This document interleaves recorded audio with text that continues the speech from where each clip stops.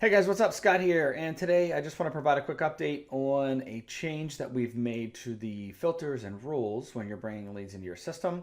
In addition to that, I'm just going to go over kind of a handful of items to remind everybody how view these rules so that you can apply them to the new list that you have coming into your system. So first and foremost, when you're creating a list, you have the obvious stuff that you have to set up.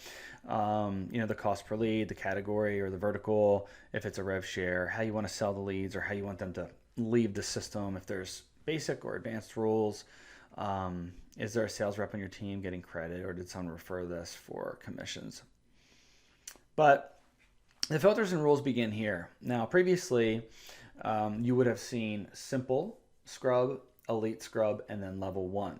Okay, so simple scrub was your company's master internal suppression file. So any leads you've collected over the years that were garbage, that were litigators, threats, anything that you've collected internally that you can upload up here in the settings tab under suppression, you would have selected yes for simple, and that would have always, every lead would have been checked against your master suppression file. So we've changed the name of that to suppression scrub just to avoid any confusion. Simple scrub was, kind of a generic name. Now it refers to your actual suppression for your company. Now, elite and level one are now both level one. Elite Scrub was our internal master suppression file for ListFlex.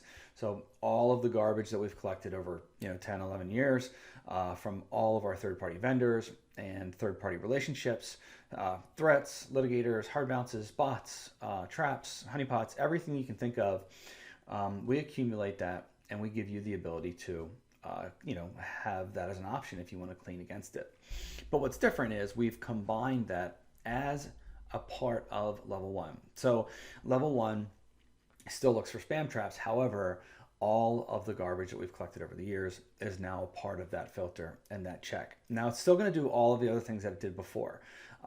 It's going to give you the ability to weed out any .govs, or .mils or .edus. It's going to fix, email addresses. And when I say fix, if it's gmail.com, it'll fix it to com, for example, gmail.com, obvious errors like that. Now it's not going to be perfect, but there's a whole list of, and variations of misspellings for .com and so forth, or gmail.com and things like that, that it'll pick up and grab and fix for you when they're coming in. So that's kind of the core change. Suppression scrub used to be simple, and then elite and level one are now both level one. So very important. And then level two and level two email and phone are still the same. Just third-party validation, for email or phone. Level three is still the same. TCPA scrub. Again, this is something that everybody should use if they're collecting phone numbers. It's free, and it's a list of people and numbers related to TCPA lawsuits. There's address validation. If you have a list of blocked domains, known litigators, and things like that, you have the ability through the settings tab that I showed you above to upload those and just make sure that a lead never gets into your system from any of those domains. GeoComplete. This one, sometimes we get a lot of questions on this one. It's if your system has, an IP address, or excuse me, if your lead has an IP address, our system will offer to add city, state, and country based on that IP, but only if you don't have it. So it doesn't overwrite any data. It doesn't change anything. It'll only offer or add the city, state, or country if you don't have it. You can block bad words, and you can add those right here. We can append gender for you for free. It's a 60% match rate right now based on the first name. And you can append missing fields. This is your internal append. This is an append based on data you've already collected. And when you bring in new leads, those new leads will we'll check the system for you to see if you've ever gotten that lead before. And again, if you've gotten information on a consumer that you don't have on the fresh lead, it will then add it in there for you. Then there's third-party appending, which you can choose to get more information on your leads to build audiences and things like that.